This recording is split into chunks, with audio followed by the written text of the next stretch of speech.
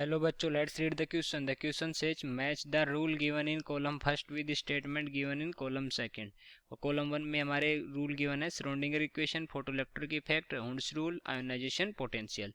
और column second में है square of the wave function in orbitals of equivalent energy. Electron spins remain unpaired if possible. Energy required to remove an electron.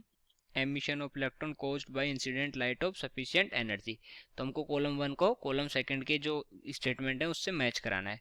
और options हैं A में S, B में P, C में Q, D में R, B में A में P, B में S, C में क्यू, डी में R, A S, B P, C R, D Q, A P, B Q और ये C R, D S. Okay, ये हमारे पास ऑप्शन है। अब देखते हैं कि कौन सा इनमें से करेक्ट ऑप्शन है। सबसे पहले लिखेंगे इस क्वेश्चन के लिए की कॉन्सेप्ट। और इस क्वेश्चन का जो की कॉन्सेप्ट होगा वो क्या हो जाएगा, वो हो जाएगा हमारा एटॉमिक प्रिंसिपल्स। ये हो जाएगा इस क्वेश्चन के लिए की कॉन्सेप्ट। अब हम देखें कि हमारे पास जो कॉलम सेकंड में है और कॉलम फर्स्ट में उनको कैसे कैसे वो मैच कराना है। तो सबसे पहले देखते हैं श्रोडिंगर इक्वेशन को।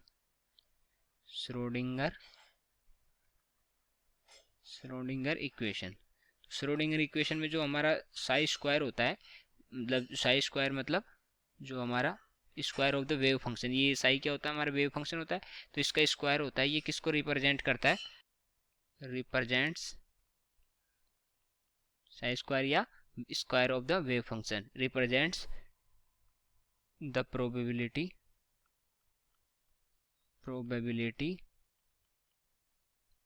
Of finding an electron in a given region, in a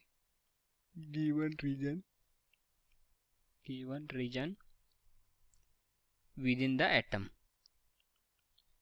तो ये किसको शो करता है, ये प्रोबेबिलिटी को शो करता है कि किसी भी रीजन में इलेक्ट्रॉन मिलने की प्रोबेबिलिटी को शो करता है हमारा साई स्क्वायर, मतलब square of the wave function. Okay, Schrodinger equation में।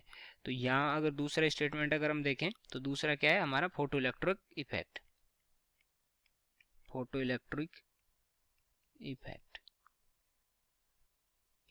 ओके, फोटो इलेक्ट्रिक इफेक्ट ये क्या हो जाएगा, अगर इसकी बात करें हम तो फोटो इलेक्ट्रिक इफेक्ट क्या होता है, the phenomena in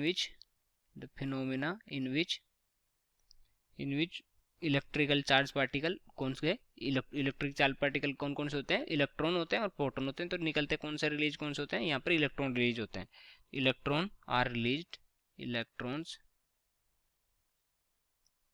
are released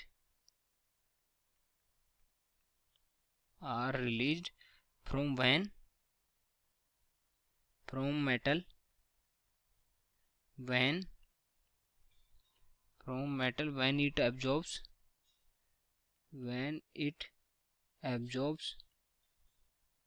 electromagnetic radiation।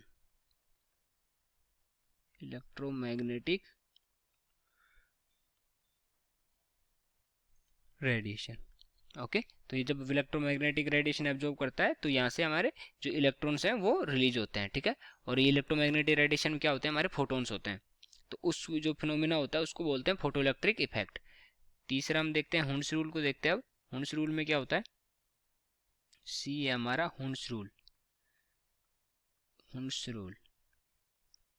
Okay, और हुंड्स रूल की बात करें तो इसकी क्या होगी definition, the pairing of electron. इस रूल में बोला गया है कि the pairing of electron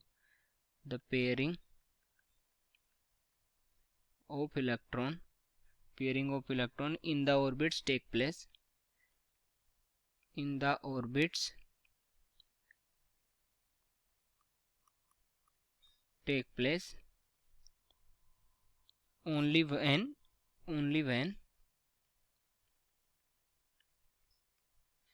each orbital is singly occupied।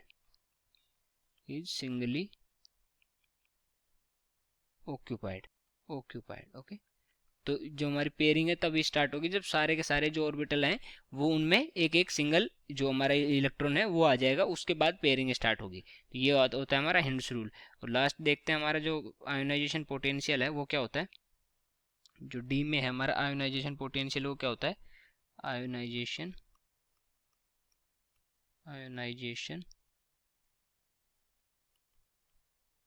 Potential.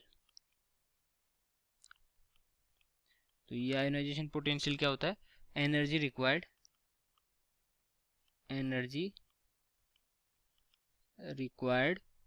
To remove outermost electron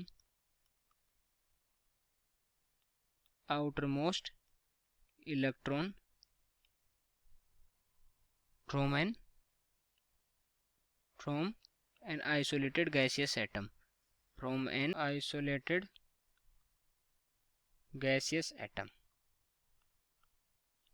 ये हो गया हमारा आयोनाइजेशन पोटेंशियल। ओके, अब हम मैच कराते हैं।